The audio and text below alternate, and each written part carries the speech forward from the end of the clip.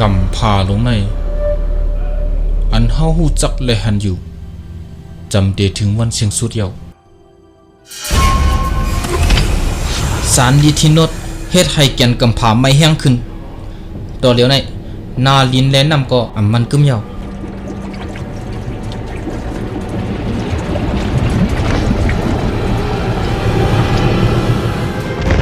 ลองในถูลิปิกซิมไว้ก้นเมืองมีสุนไรสุนเป็นตัดได้หูซ้ำก็ตีไรหูอยู่เย้าก้อยกัดต้องไว้ปุนพรสู่หลวหาให้รู้แล้วว่ากำพาตีเตียกเมื่อไร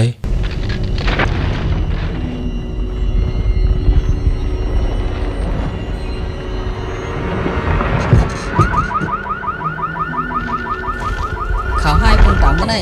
มีแผ่นดินไว้ข้าวแห้งแล้วนาดินเตียกงากกว่าตั้งน้ำมาในเย้ายิบไปกำไว้กำสอดต้นนั้นไว้อย่าปล่อยนะ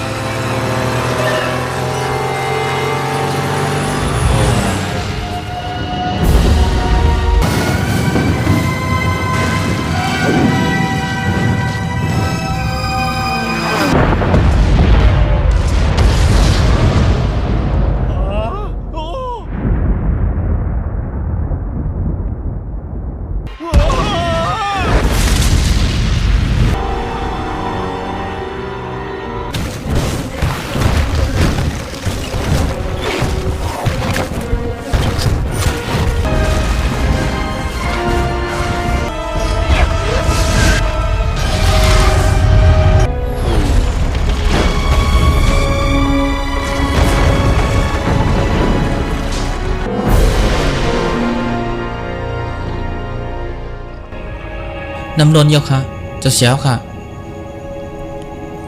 เจ้าเสียวกึดก่อนค่ะลูกกอกผ่านอันไหนป้อมีน้ำเตรียมอยู่เย้า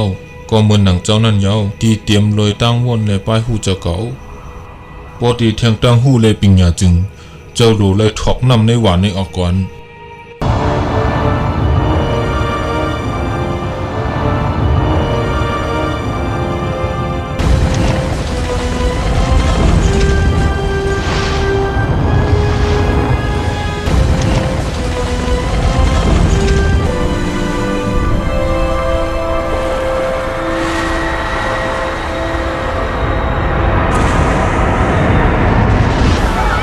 ตอนเลี้ยวในมีหัวน้ำปังไหลมันลกมาตั้งดาววันออกมันใหญ่ดิเตี้ยนั่นเยา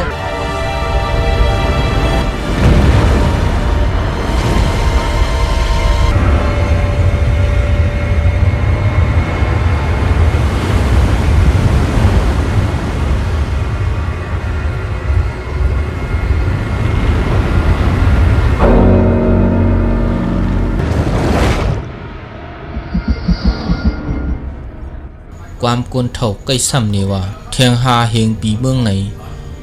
ไฟเตล่างกำพานำเตท่วมลาวีอันว่านั้นตันถึงหาเฮงปีเมืองเยาสุดเสียงข่าวยามกวนคือมนุษย์เยาในปี2012วันกำพาลองได้กอลีเป็นเสียงใต้